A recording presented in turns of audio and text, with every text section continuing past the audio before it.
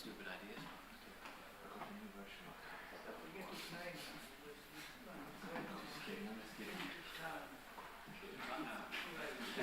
There's nothing.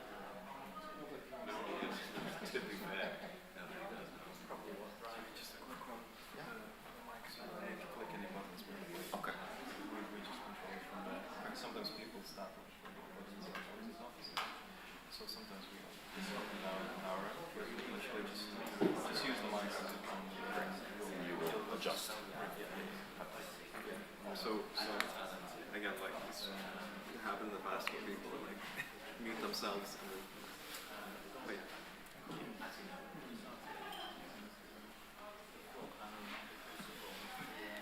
Okay. We have to start on time because of the live stream as well? Or? No, I think we can wait for a bit, yeah. We can wait for a bit.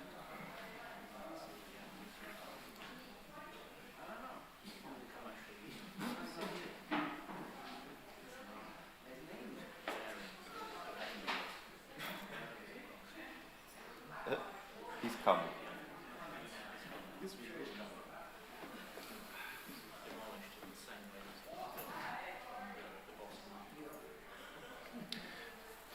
I think I'm going to present you, and then I'm going to sit over there. Okay. Yeah. You want me to stay here? No, I think it makes sense. So 1 hour into the recording, so Great. if you want to start, just go for it. Fantastic. But Thank you. yeah, YouTube's on and everything. So Okay. So yeah, That's great. just in case you're waiting for a signal from us or something. Fantastic. I think we can start in like 5 minutes or something. Sure. Yeah. 5-10 minutes.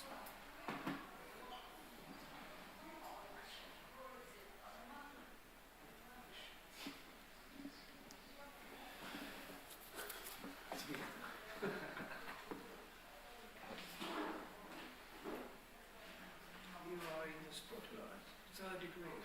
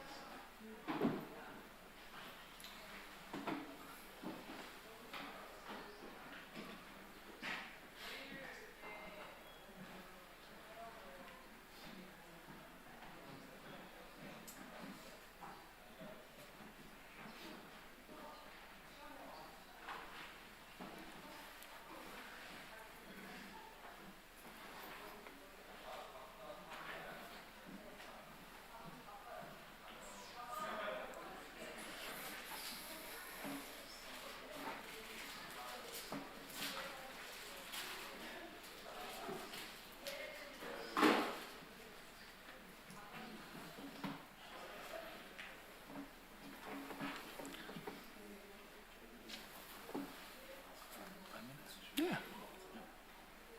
Sure. I mean, even now, whatever you think is appropriate, I don't know. Just.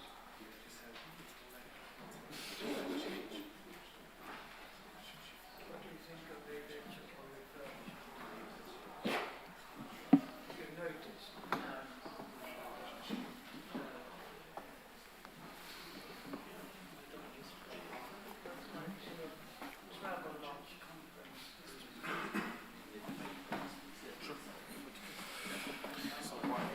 We will start in the next 5 minutes.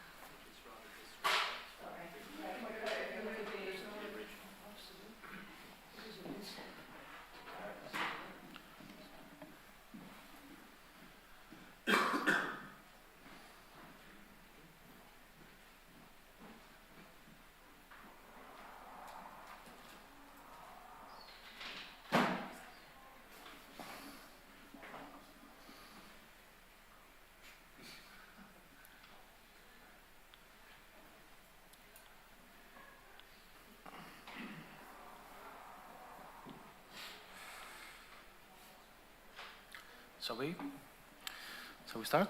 Great. Welcome everyone. My name is Platon Isaias. I am a co-head of Projective Cities, MPhil in Architecture and Urban Design. And on behalf of the program and the school, I would like to welcome you all to this evening lecture. We are incredibly happy to host the Autonomy Institute. Julian Siravo and Will Stronge. There are other members of the Institute here as well, which I think they will say a few words during the Q&A. This is an amazing opportunity also for us to present and discuss our future collaboration with the Institute. We have been working closely for many years. The guys have been here before to do lectures and seminars for us. But from starting in September, we will start working even more closely, hopefully developing together more ideas and or participating in their own work. The Autonomy Institute is an independent, progressive research organization that creates data-driven tools and policy to strengthen democracy and build a fairer economy. It has been running for the past 7 years, sorry. And from a small, let's say, policy think tank, it has now grew to become a much larger organization consulting local government, central governments, various institutions, and of course platforms, governmental and media platforms across the globe. We are incredibly happy to have you here today, and I'm not going to delay further with more introductions. I'm just going to give the floor to Julian. Thank you so much, Platon. Hi, everyone. Thanks for having me, first of all. So I thought that for this lecture, I would have a first little bit in which I tell you a little bit of the origins of the think tank, a little bit of how I got involved. And then we're going to talk about the UBS Hub, which is what we're launching in a couple of days, and the vehicle through which we're going to be collaborating with Projective Cities. So let's just jump straight in, and I'm going to sort of go back to my architecture school days. And this first part is about sort of 3 things that we know after sort of 7 years that we've been running this think tank. So the first one is that utopias are really, really useful. And I'm going to start with this image. I got radicalized by really ugly, bad use of robots in architecture. This was around 2012. And most the robots were everywhere. They were sort of invading the Bartlett. They were invading the RCA. They were everywhere. And it seemed like most of the writing and most of the talking that was around this was about the robots were going to sort of liberate the possibilities of design. So essentially everything would stay exactly the same, except it would be more curved and sort of squiggly. And to me, this was maybe the best expression of what of a book that came out in those years, Capitalist Realism by Mark Fisher. And it was a really good example of how atrophied the imagination of architects was when it came to looking at what technology could do. So I was deeply offended by the fact that we were using and thinking about robots to do anything but end work and sort of make construction, free it from labor. And slowly, alternatives and alternative models started coming out with other books that were very relevant in those years. It was books, it was also movements and organizations and other movements. So I set out to sort of take that utopia seriously. However crude the idea of simply doing a project about the end of work. It seemed very, very simple, but then sort of when you get down to it, it pulls up a lot of interesting design questions, and we're going to touch upon some of those later on. So I put this all into my thesis called Post-Work City. I sent it to Helen, who's there in the audience, who co-authored the Xenofeminist Manifesto. Helen sent it on to Will, who's sitting next to Helen right there. And then I met Will in a pub, and we started chatting, and it turned out that he was teaching my thesis in school to some other students. So he felt compelled to invite me to teach with him. And the reason I'm telling you this story is not because it's a cute story, which it definitely is, but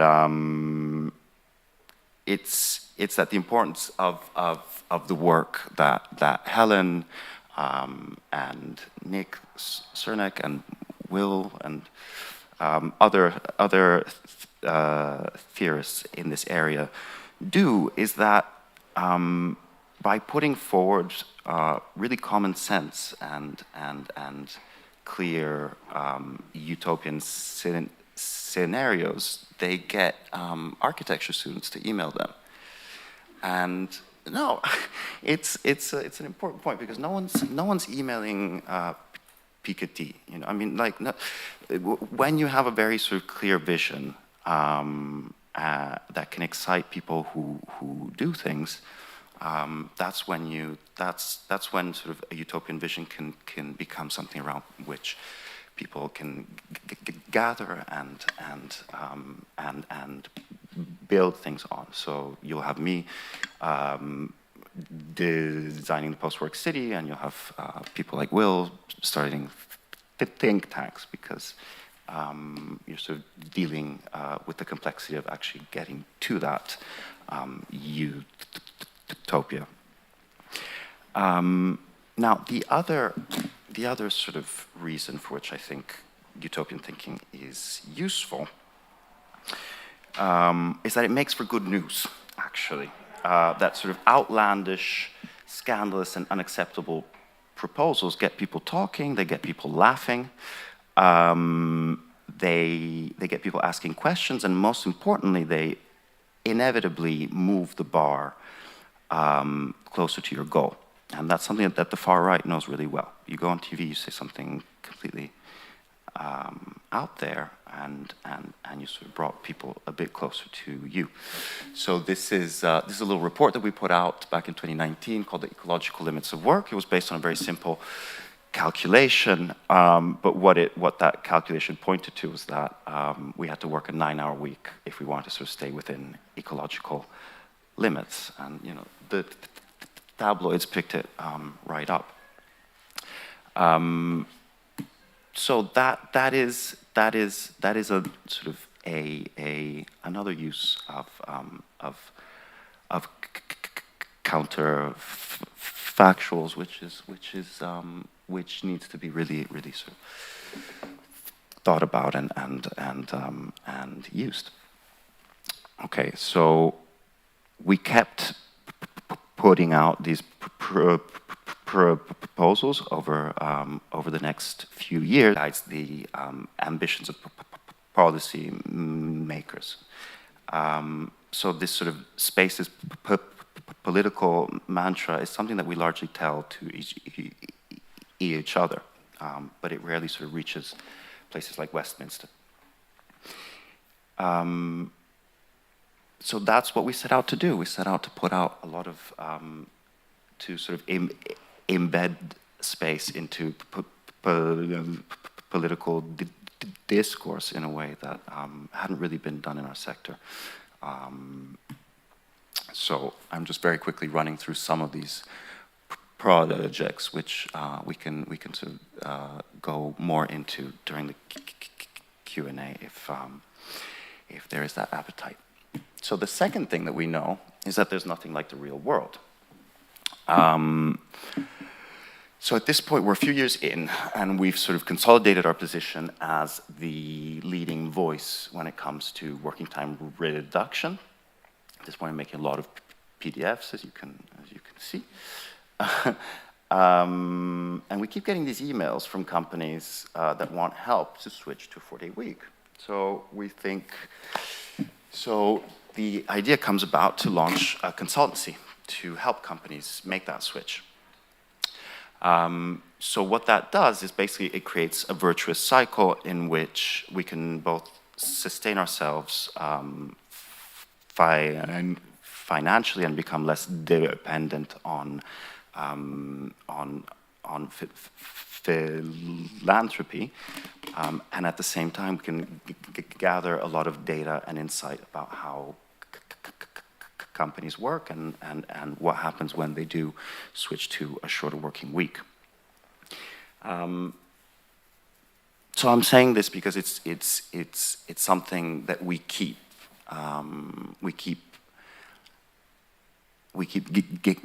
gaining from getting really stuck into the process, and it's something that you shouldn't leave behind. Okay, so the third thing we know is that building your own tool is that one should build your own tools, and someone might need them. So by this time we're at the beginning of the pandemic, and we get an email from a physics PhD, who's that guy sitting over there, Lucas, who wants to help out. And they have a lot of useful skills. I'm going to fast forward the story a little bit, but basically within a couple months, Autonomy ends up on TV with this project, which Lucas can definitely tell you more about later. But essentially, it's put together how much people are getting paid and how exposed they were to COVID, and it showed very clearly how people on the lowest pay were the ones who were actually most exposed to the virus. And it was that sort of data storytelling that in many ways our sector was really lagging behind on, and that we immediately saw the utility of, and sort of putting those sorts of data tools at the service of the movement seemed like something really, really worth doing.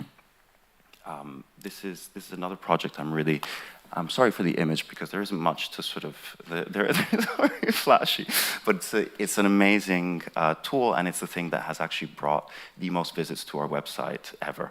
I think 70,000 in 7 months.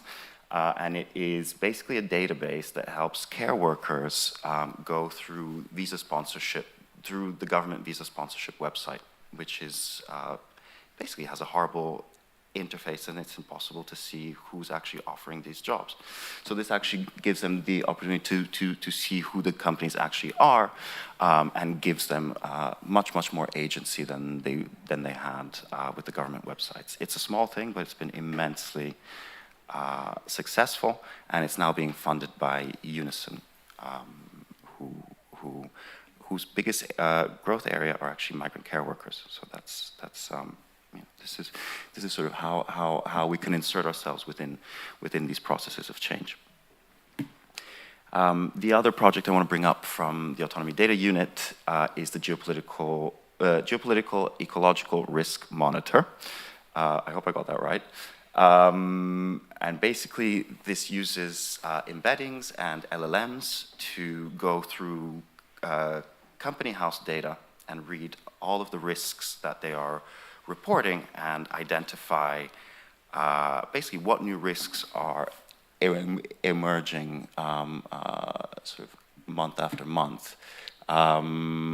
Sean, who's been working on this, also created this sort of, somehow it generates its own images, but these are the geopolitical risks that were being reported, I think, a couple months ago. For instance, by different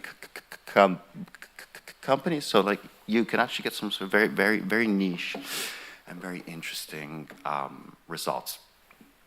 So those are the three things that I think have really made us stand out and have made me really proud of being part of the think tank.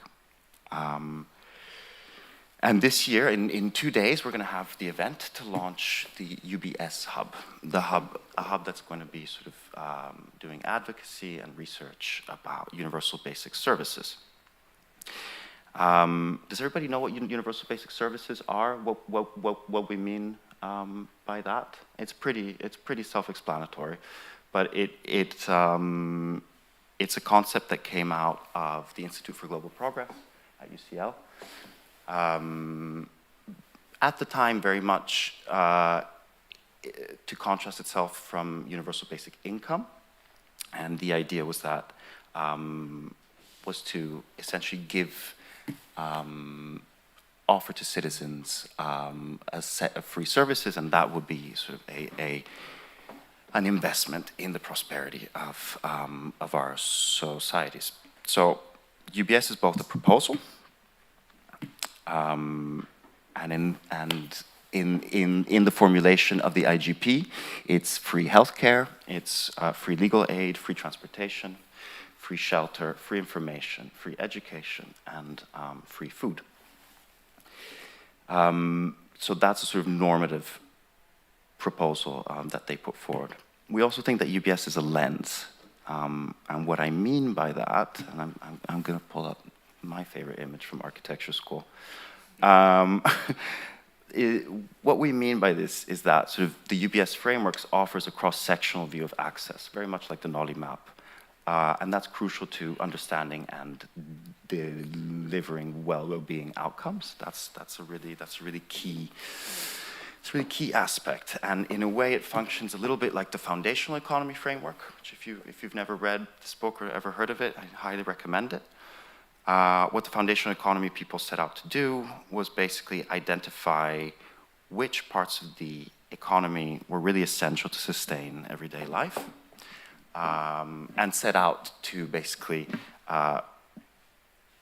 propose a series of policies to make sure that they could resist the shocks of the market and of climate, because they were essentially too important to be left up to those volatile forces.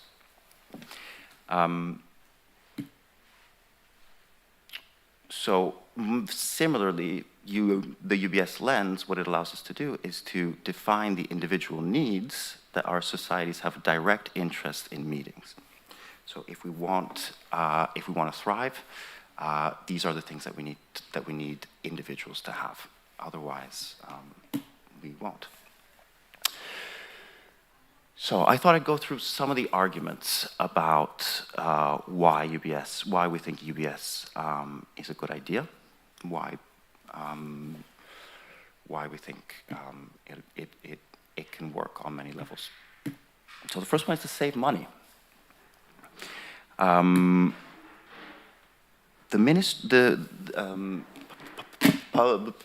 Public housing in the UK used to be under the Ministry of Health. Not everybody knows that, up until, I think, the mid-50s. And essentially, I mean, what this points to is essentially that if housing is seen as a form of prevention, we can start looking at these services in a way. I put £1 into housing, I get £6 out of the NHS. So that sort of interconnectedness of services means that we can smooth over the contradictions and the conflicts between them. And we're saving money, both for the Ministry of Health and for the citizens. The second reason is to generate innovation. And this is something that Google actually knows very well. They provide a lot of free food, free coffee, free services all over their campus. And it's not about keeping people at work for longer. It's really about making sure that people speak to each other. So they're very, very careful about the way that they place the free food in the offices to make sure the sort of different departments are meeting each other. And I think in general, once we cover the basics, people are much more likely to innovate and contribute to the economy. So in a sense, it's like giving everybody Steve Jobs' garage. Or another example of this are youth clubs here in the UK that were really sort of one of the central places in which from which grime emerged, and the shutdown of those spaces is largely seen as a loss of that opportunity to transform consumption patterns and habits. So, in a way, we're already moving towards a world of everything as a service. We're starting to see mobility as a service. We're starting to see even living as a service. So that should make us hopeful for a world in which, basically, by switching to services, we can start moving away from things like planned obsolescence and all the wasteful practices that are associated to essentially ownership over use. And it wouldn't be the first time that a government starts to think directly about consumer products. It already happened under the Allende government in the 70s. They had an entire design department to design sort of high quality basic consumer goods. I think that's actually one of the most exciting things that government managed to do amongst the many. To create good jobs and business models. So this is really about progressive procurement. UBS is obviously a massive expansion of the public sector and means massive expenditure for the public purse. And where that money goes is really important. This is a laundry in Cleveland. It's called the Evergreen Cooperative Laundry, and the hospitals in Cleveland have recently given up a contract with Sodexo and given the contract instead to this co-op. There are similar examples here in the UK, in Preston, and this is something that we're definitely going to be looking at a lot. And we can get into that a bit later as well. To resist shocks. So this is about resilience and about the shocks that are coming from the climate, shocks that are coming from the market, shocks that might be coming from viruses. For instance, what if we leave all the basics up to market forces, we might find ourselves in a pickle. And finally, to have a lot more fun. I like thinking of like all-inclusive vacations as a sort of utopian suspension of transactions. I think there is a huge amount of joy that we get from not having to think about pulling out our wallet and paying and counting pennies and letting other people pay for us or I'll pay for you and all the sort of different differentiations of access and little frictions that transactions always create. So I think we're constantly trying to create those spaces with barbecues, with potlucks, with all-you-can-eats, open bars, you name it. I think it's more about getting really drunk. It's about sort of not having to deal with it. So why should you care? And by you, I mean designers and architecture students, architectural thinkers. And the basic point is that universal basic services and sort of designing for the public good opens up a huge amount of possibilities. That's really the point. I'm going to try and make it in two or three points. So one thing is that when we design for profit, we don't have the time to take the risks and come up with new things.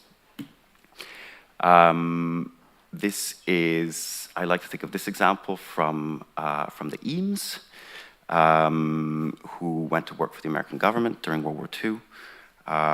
The American government, the military had this problem where they had metal splints, and during transportation, the metal rods would go into the side of soldiers. So they came up with this new machine called the Kazam machine, which would bend all these bits of wood, and it created these absolutely beautiful splints. I like to think that they you know, that sort of when it was the specific condition of being put by the Eameses of sort of designing for the public good that made them innovate at that pace. Another good example is the iPhone. As Mariana Mazzucato has very eloquently put in The Entrepreneurial State, the iPhone is essentially a collection of DoD technologies, Department of Defense technologies, developed by different agencies like DARPA, which were basically assembled into the iPhone. And the idea here is that only a state has the pockets deep enough and the imagination that stretches far enough in the future to just sort of throw things at the wall and see what happens. And I think more crucially for UBS, Department of Defense agencies are optimizing for the health and success of American troops rather than for profit maximization, which is a debatable thing, but sort of at the sort of operational level, I think it's very true. So I think we should be excited about the possibility of not having to design necessarily for profit. Coordinated services mean exciting possibilities, design possibilities. My example for this is Le Corbusier's Unité d'Habitation, and it's these little boxes outside of doors. I don't know if everybody knows what these are. They were for milk deliveries, and you could open them from the inside of the flat. So the milkman would sort of walk the corridors, and they would sort of leave a sort of milk carton in there, and you could open it from the other side. And it's to me, it's a nice metaphor to think about what, for instance, a national food service might look like if it were under a national housing service, right? So we can start thinking about how these services can speak to each other. Imagine designing an apartment that's not a trading chip, and all the possibilities of design and of sort of ways of occupying space that we can come up with once property lines are softer or disappear altogether. And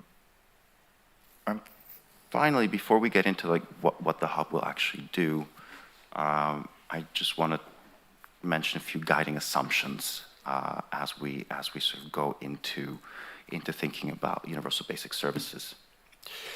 One is that UBS will need to be delivered also through commons-based models. And that means that we need to maintain what works in place on the ground at the moment. This is the Chinese Community Center in Chinatown. And it's just a good example of how specific services and support and care can be, and how any national service can't just swoop in and reinvent the wheel. It really needs to find ways of integrating, growing, replicating even what already works for specific areas. And this will require a lot of thinking and invention in terms of the sort of ownership and governance structures that can sort of make this a possibility. This is the model for the public commons partnerships developed by Abundance and I think previously by Commonwealth. So it's a really good example of a sort of more nuanced, more complex idea of how we sort of care for each other and deliver services to communities. The final guiding assumption is that the number of universal basic services should be expanded. So the current formulation is the one that we read earlier. We think it could be expanded to at least begin to include social care, culture and leisure, and eventually, why not, well-being, basic goods, special occasions even. Right, so these are these three assumptions. And now we have a little bit of time left, so we can take it a bit slower and go through a little bit what the UBS Hub is and what it wants to do. The Hub, we've identified sort of three main functions for the Hub. One is to congregate, one is to design, and finally to communicate. So when it comes to congregating, we want to bring together all sort of the existing scene of UBS practitioners, potential adopters in the UK who might be local authorities, which is already happening now. Camden Town is doing a pilot at the moment where they're giving 15 families free transportation and free internet. So they're going to they are going to report back on that very soon, I think. So things are moving, and they're moving under that UBS framing, which is really exciting. We're going to be bringing together academics and thinkers as well as campaigners. And the tools to do something like that will be things like a podcast, which I've temporarily named Free Ride.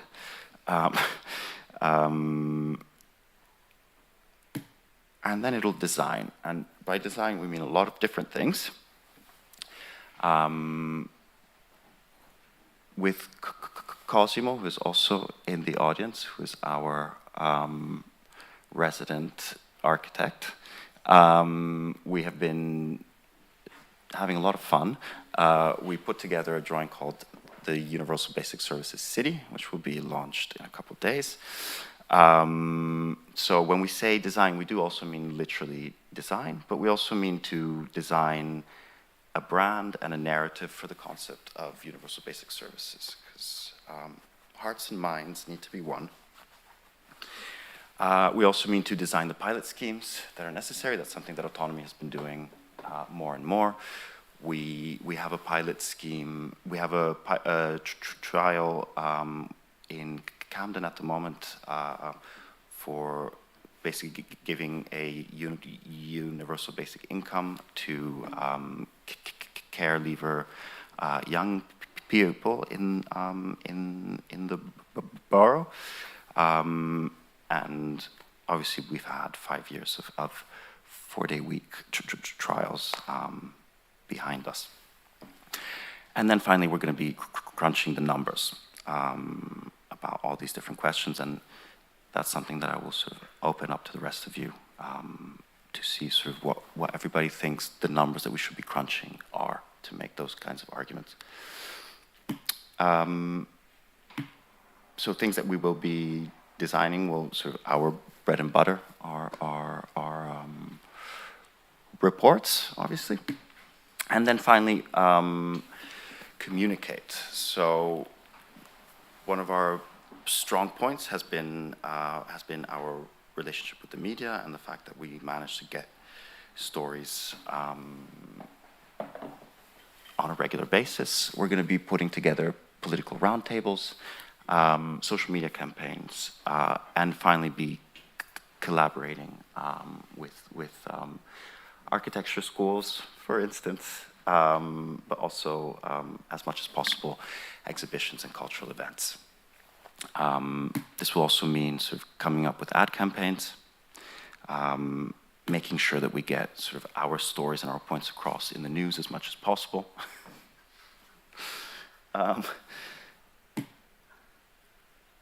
And we've also been doing some thinking about how we want to work and what kinds of projects we think are useful. So this is in a way the first time that we get to look back and see what worked and design the road ahead for something very specific. So for the hub, we're going to be mixing what I'm calling fast and slow projects. So things like comprehensive reports, which will be very long, collaborations like the one that we're setting up now with Projective cities, the little ones that I'm calling one-trick ponies, which will be sort of high impact, sort of low effort interventions in the media, and then much longer pilot projects to actually show that this can work. We're going to be working on a yearly thematic basis. This year, we are going to be focusing on food as a service, and we're going to sort of be bringing together all the thinkers in our space who are thinking about a national food service, and in general who are thinking about the future of food. I'm going to abruptly stop here and open up for questions. I'm going to invite Will and Lucas and Cosimo and Helen, for that matter, to answer questions about some of these ideas that people have, or about the organization itself, if you're curious about that. Thank you so much.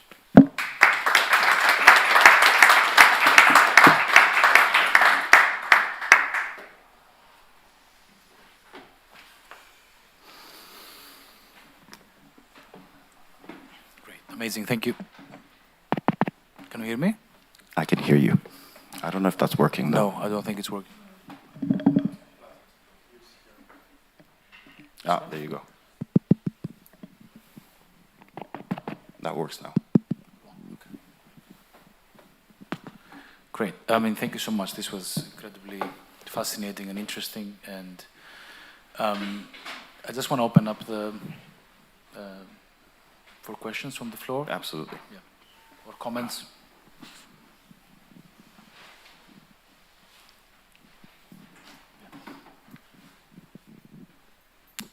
Hey man, super interesting. I was just looking at your diagram of what would be included in the future of UBS. Yeah. I just wonder if you could talk through how you got to, for instance, like culture and leisure being a core part of it, whereas like basic goods not be. Just like what's the thinking of like the hierarchy of needs there? I would say this goes on a sort of intuitive Overton window basis. I think arguing for the state or the commons to provide basic consumer goods would feel very outlandish to people now. And I think the point that I made with Zipcar and things like this is that we are moving towards a world where it's going to be more It's going to be easier to understand those things as services. Culture and leisure is obviously something that we've already been providing on a public basis. I mean, look at the South Bank Center. Look at, something that in a way other governments are also providing in a much more comprehensive way than here. We often talk about the UI library in Finland, which is this which is a library, but which also has like recording studios that you can book, or actually useful things where if you want to sort of take your creativity seriously, you can actually sort of access those resources, basically. So, yeah, my answer is sort of it sort of goes from the most necessary to the plausible to the nice to have, I would say. Will has a good response for you, I think. Come here. That was a good response. Hi, everyone. No, I think there's something interesting here because I was introduced recently to the history of Maslow's hierarchical pyramid of needs, and I learned that basically, I don't know if you know this, he spent time with one of the indigenous peoples in North America. I can't remember their name. Blackfoot. And basically they have a whole different way of conceptualizing needs. And he basically butchered it and made a pyramid. And so it was an interesting history there, thinking about, okay, how do we conceptualize needs? Is it a pyramid? And people like Justin O'Connor, who wrote a great book called Culture is Not an Industry, makes the quite strong claim, I think, that it's not the case that art, culture, etc. is just right near the top of this pyramid. Actually, a lot of people live for this stuff, and it gives them purpose and meaning, and that infuses a lot of their lives, and sustenance can sometimes take a back seat. So I think it's important to kind of have some of that thinking in when we talk about culture in this kind of basic sense, that it's not just an afterthought. Yeah. Thanks. All right. I should stay? Okay, I'll stay.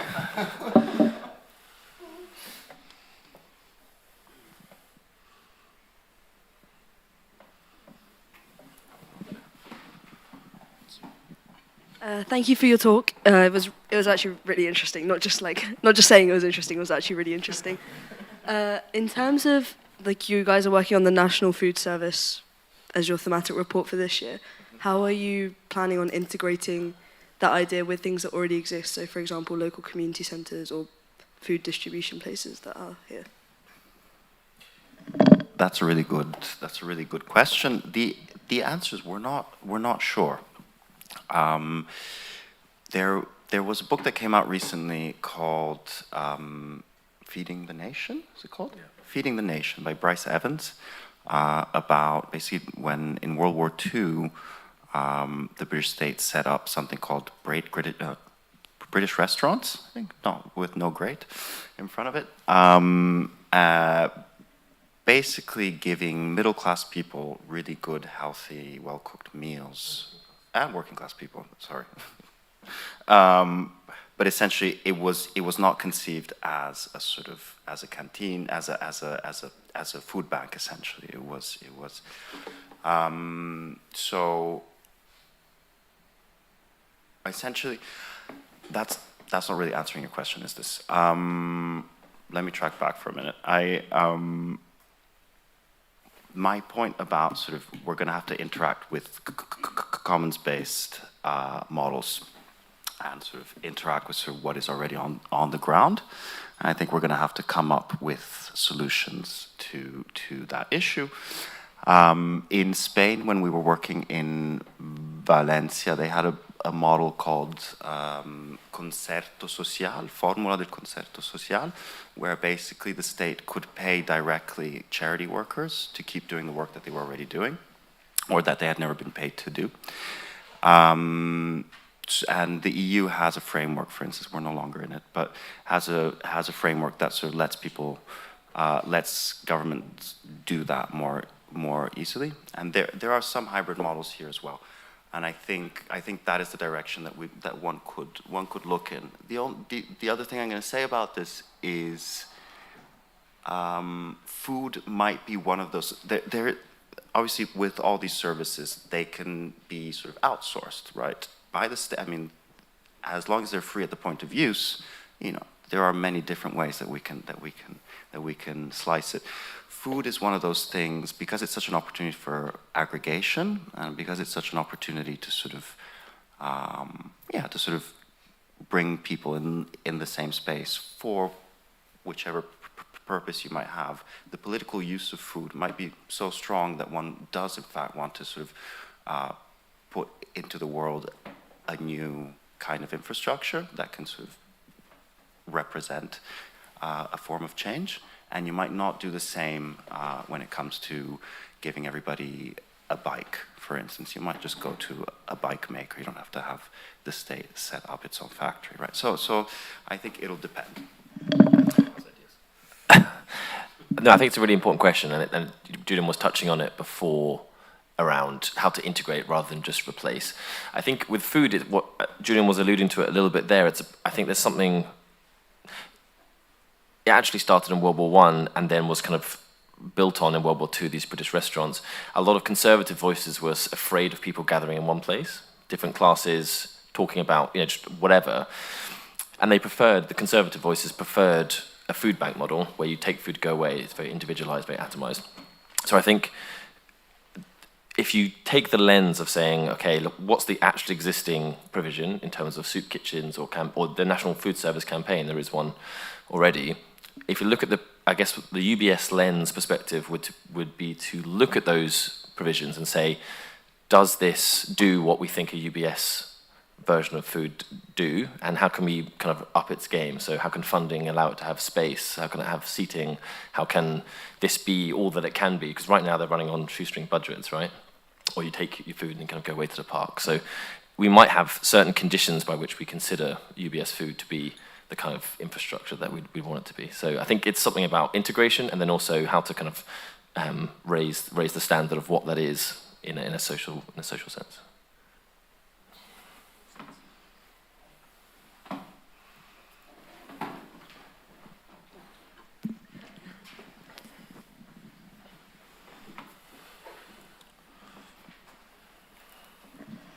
Hi.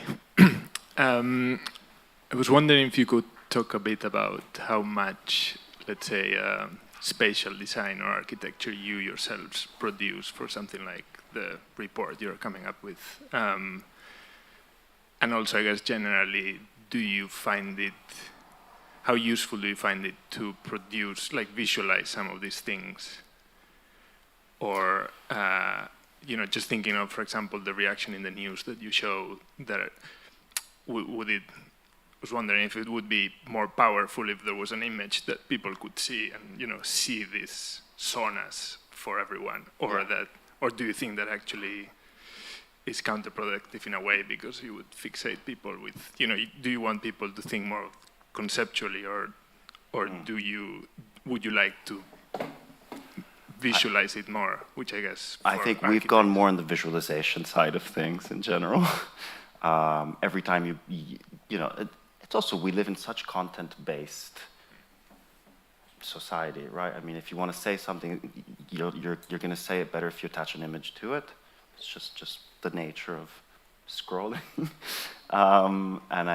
So that's sort of at the very most, at the most basic level. But I think the point that I was trying to make at the beginning with Utopia is that working out the nuts and bolts of Utopia is actually really worth it. And you learn a lot from it. And I think the atrophy of imagination is something that can be addressed even with a simple architectural drawing. If it's, you know, if it's sort of, if it's recognizable, let's say, if it sort of looks familiar but not quite, I think that's where you want, that's the zone that you want. It has to be sort of somewhere in between those two things, but definitely I think it's better to have a bad image or an image that pisses people off, because then people can then respond to that with their own idea. I think it really helps more than, yeah, I would say illustration. I don't know if Cosimo has any. Okay.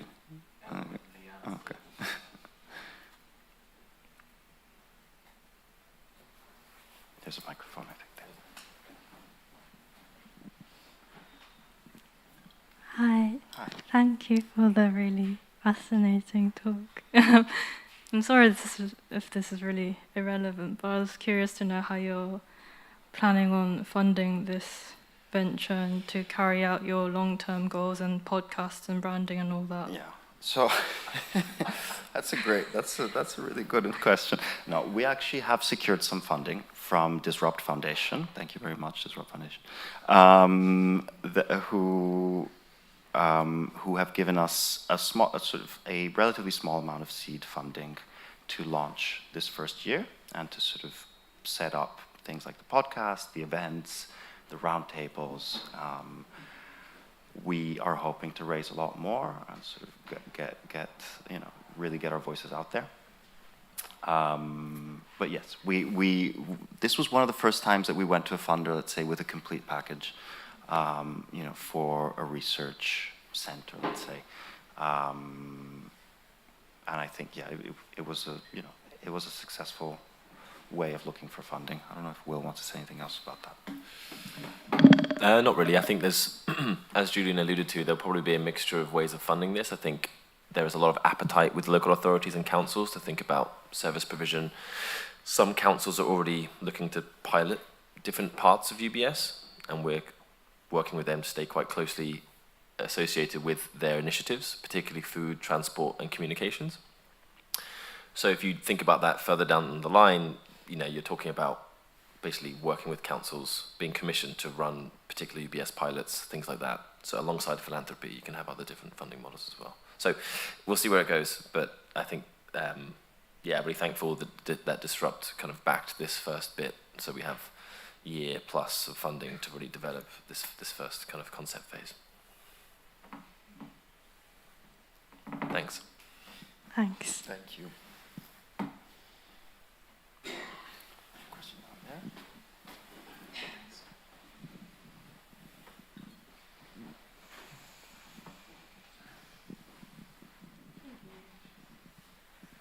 Thank you for a great talk. That was super interesting. I'm going to try and not fluff this.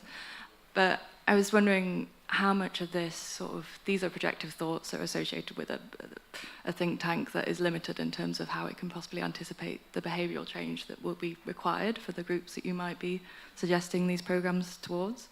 How much of your program is applied to actually educational practices to be able to guarantee the success of these changes? For example, the food provision group. I mean, I worked in a lot of homeless kitchens, and a lot of the issues tend to be that you're trying to enforce people to adopt a healthier diet without giving the sort of full educational background in order for them to be able to appreciate what that is, to appreciate what the benefits for these services are, rather than this sort of becoming a bit of an isolated platform that is only applicable to a certain group that have been involved in the thinking behind it. Absolutely.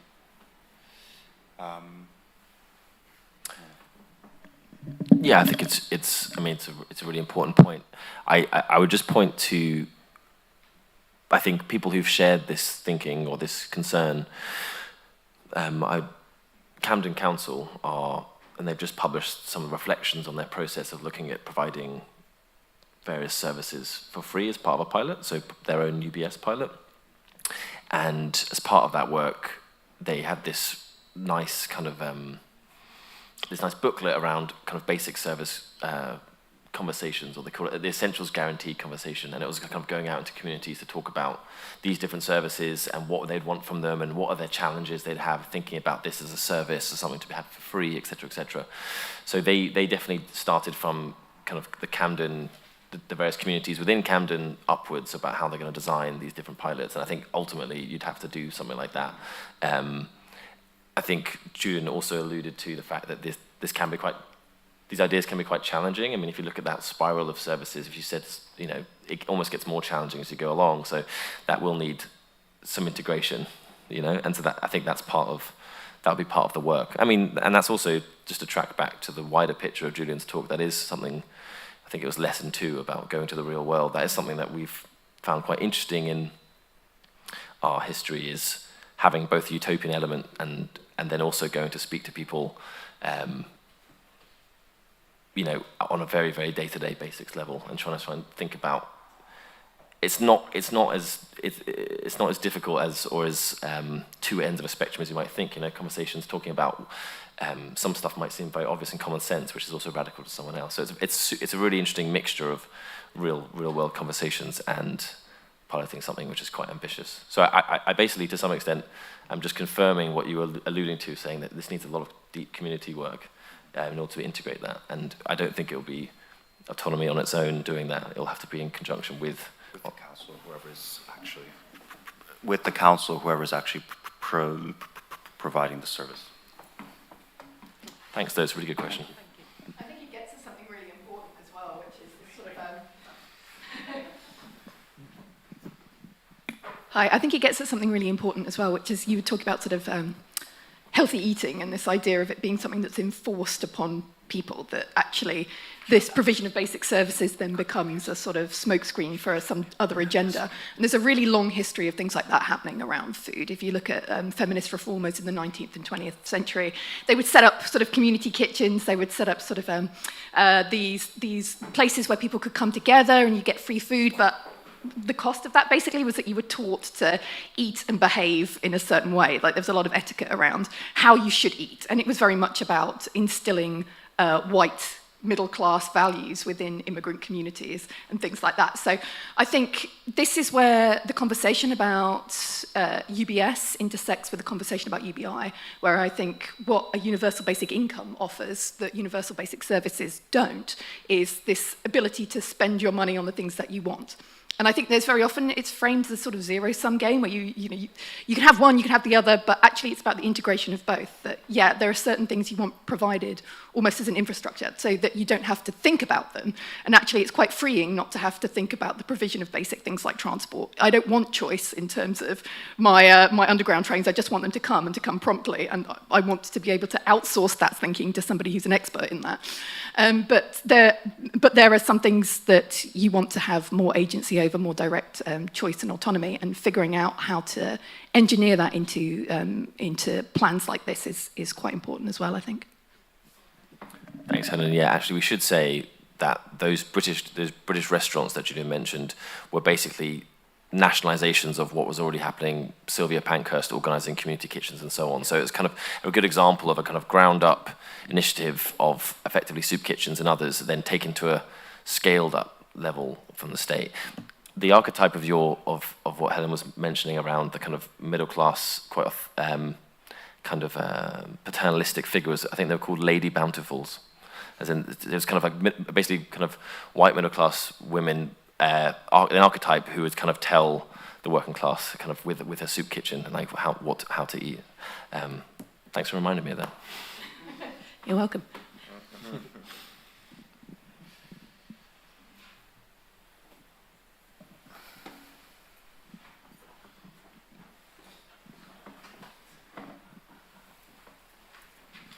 Thank you so much, Julian. And well, I have a very obvious question because also as part of the Projective Cities together with Platon and all the cohort, we are very excited to launch our collaboration, but it would be amazing to hear from you what to expect out of this collaboration. It's definitely you. That's definitely me, is it? Okay.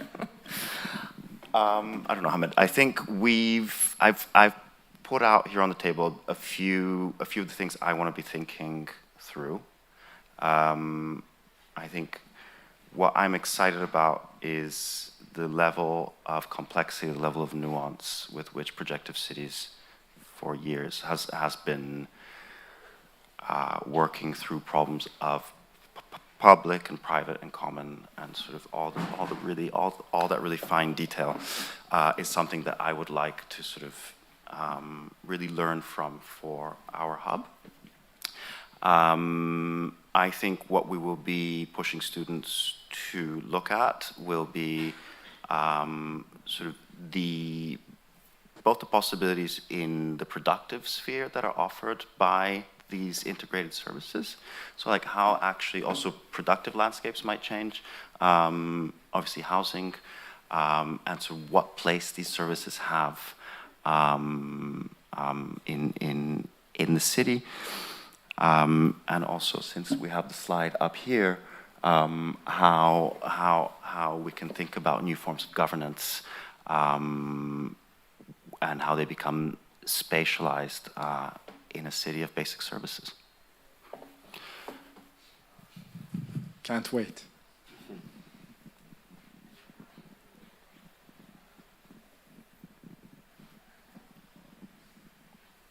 Okay, everyone. I think if we're all if we're all out of questions. Oh, we have one more. Hi, Emmy.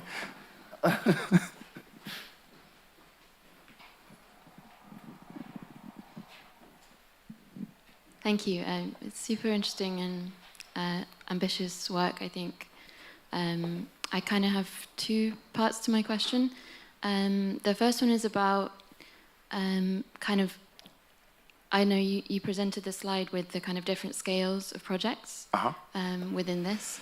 I'm kind of curious whether you see the main focus or your main kind of role, all of you, I mean, as this think tank, as kind of actually designing and really thinking through exactly how these services could work, or more as kind of almost like a branding, or like creating and presenting and convincing people of this idea of UBS? I think more the second, but the actual working out is not something we're going to leave behind. I think we're going to have to think about how we speculate, sort of without being prompted to. That's something that we do. We have done a lot in the past. We need to think about how we do that. I'm looking at you, Cosimo. How we do that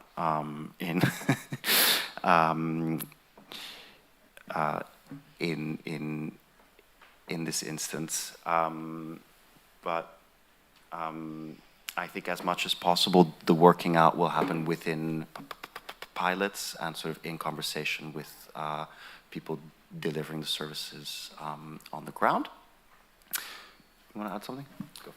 Yeah, I mean, something since the first days when we worked with local authorities, there was a nice match-up between those who, you know, I mean, like there's some really wonderful people who in local authorities see their perhaps banal day-to-day of delivering services and kind of being a council, but also have this thought of a quite ambitious utopian thought of like how to do this better. And those are the people that when we work with local authorities are kind of perfect colleagues in a way, because we've always, as I say, from day one, it's never been a case that we're ever going to be designing from scratch these services, but you have a kind of an integration of particularly the more ambitious councils, for example, thinking through not just kind of small tweaks to make this better under huge pressure, but also ultimately, you know, being able to themselves thinking, okay, here's what the large overhaul needs to be. So meeting them there while also having some of these more speculative kind of injections, and that's where like a collaboration with the council gets really interesting, because they've brought you in for that reason to start thinking through and throwing stuff at the wall, and then they can say, well, right, this is how the actual services actually work. But they're very open. They would be open to thinking, okay, well, they are stretching us in our imaginations in these ways, and actually, here's what it could look like going forward. I mean, some councils have whole teams of policy designers, they're called, and that's really remarkable. People who are there to kind of actually exercise a lot of imaginative thinking to try and think about how this could be better. Obviously, different local authorities have very wildly different budgets. So some just do not have a department for that. So it will depend, obviously, where you go. But I think that, I guess to answer your question in a short way, we would never presume to design a service from scratch. It would always be with a local authority.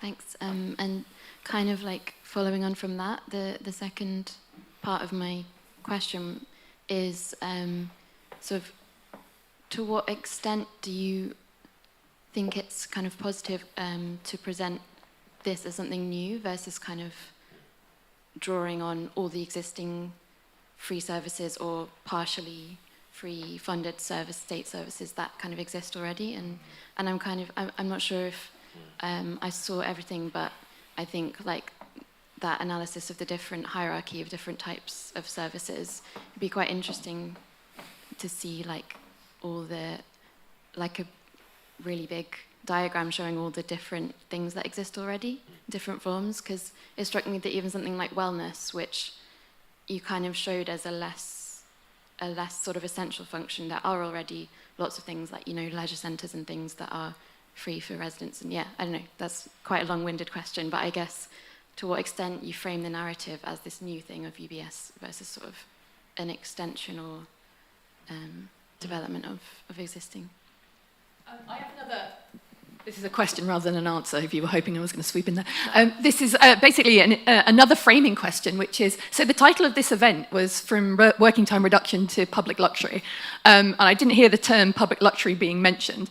And I was wondering, and this is in terms of framing, and again, it's about where these things fall on your sort of, on your spiral of needs, rather than your hierarchy of needs, so what are the benefits of framing something as public luxury versus framing it as a universal basic service? So that's basically what are the affordances of thinking in terms of this is a universal entitlement, which is the sort of UBS framing, versus nothing's too good for the working class, which is the sort of more public luxury type framing. And then again, I think sometimes these things fall in unexpected places on that kind of spiral, right? Something like wellness does seem like it's, well, maybe this is more of a luxury than a basic need. But then when you do look back at examples, I was talking to Will about Argentina's history of basically sort of publicly funded tourism. So you have the state owns tourist retreats, and people can go there at cost to enjoy a holiday. So, you know, there are these things that you might think feel impossible now, which actually have these things that you can tap into in terms of existing traditions, whereas some more basic utilities, you're sort of swimming against the tide a bit more. So it might be that the opportunities crop up in less expected places that don't fall along that hierarchy, but do fall along, like, what can we do right now? What can we tap into in terms of what's happened before and things like that?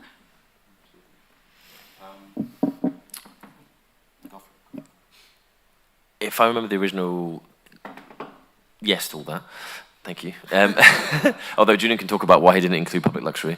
I think, yeah, the question as to whether this is more powerful as a new thing or something which is not new, I can see behind that as a question. Behind that, I guess, is a question as to whether it's more effective to talk about these things as common sense, like health and education being quite commonsensical as free, versus something which is kind of exciting and fresh, or which is, you know, and I think to some extent we're always going to be oscillating between the two with UBS, because, just simply the plain fact that education and health at certain levels are free at the point of use in this country.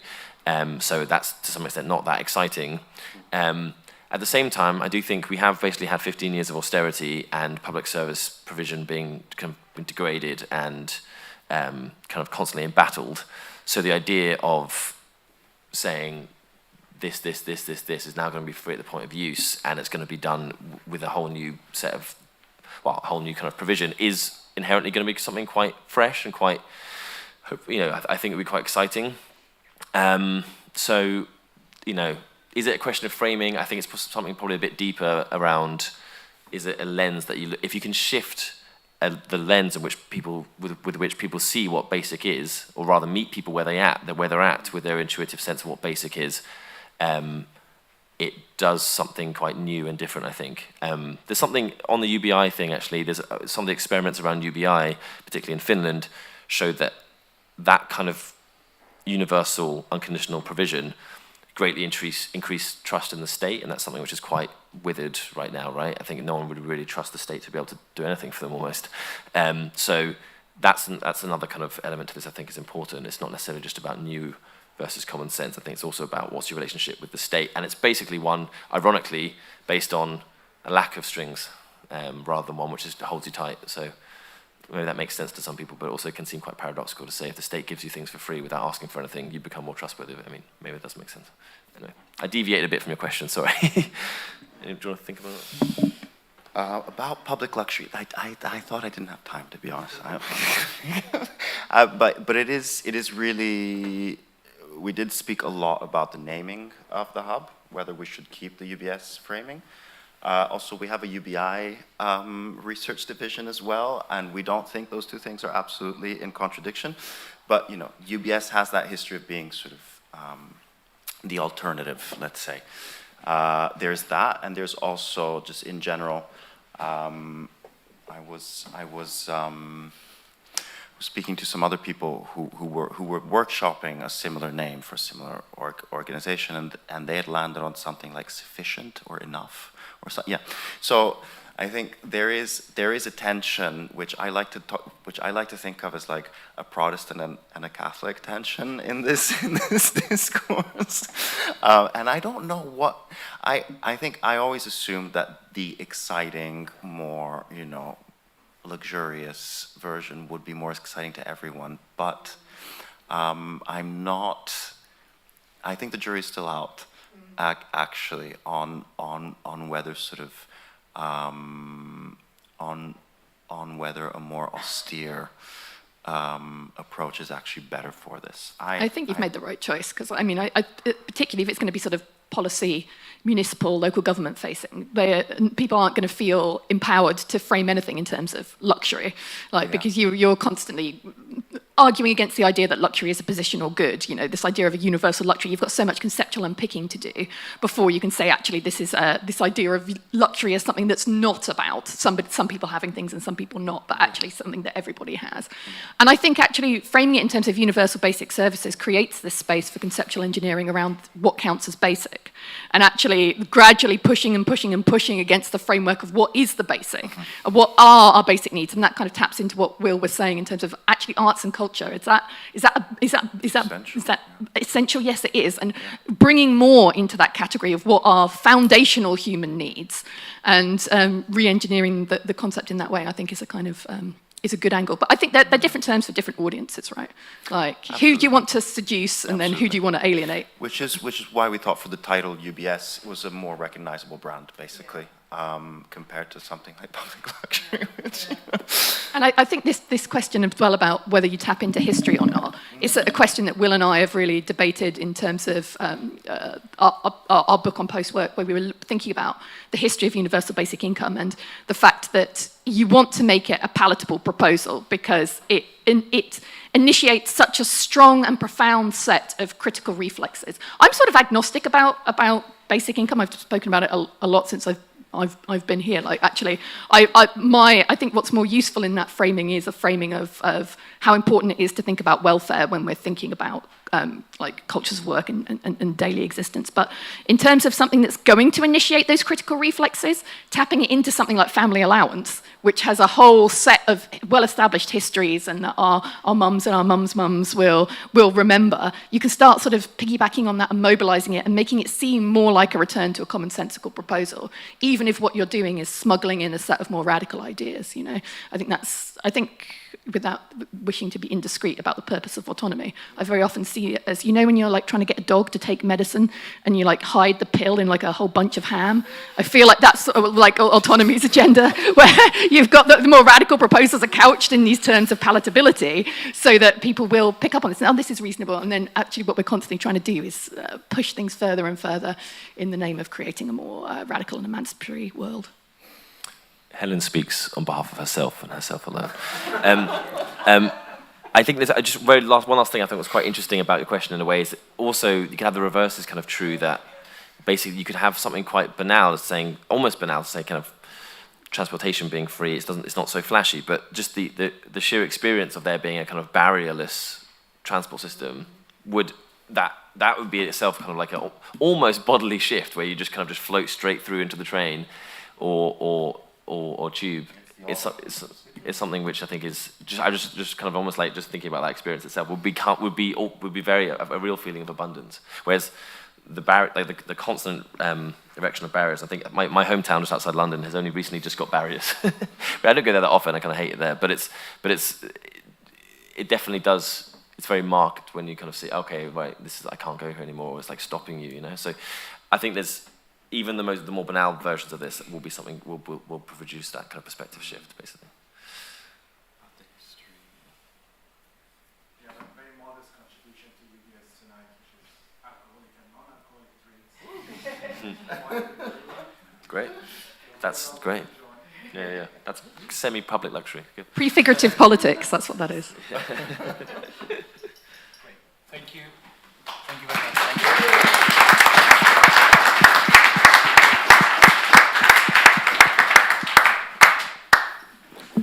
you. Great, thank you.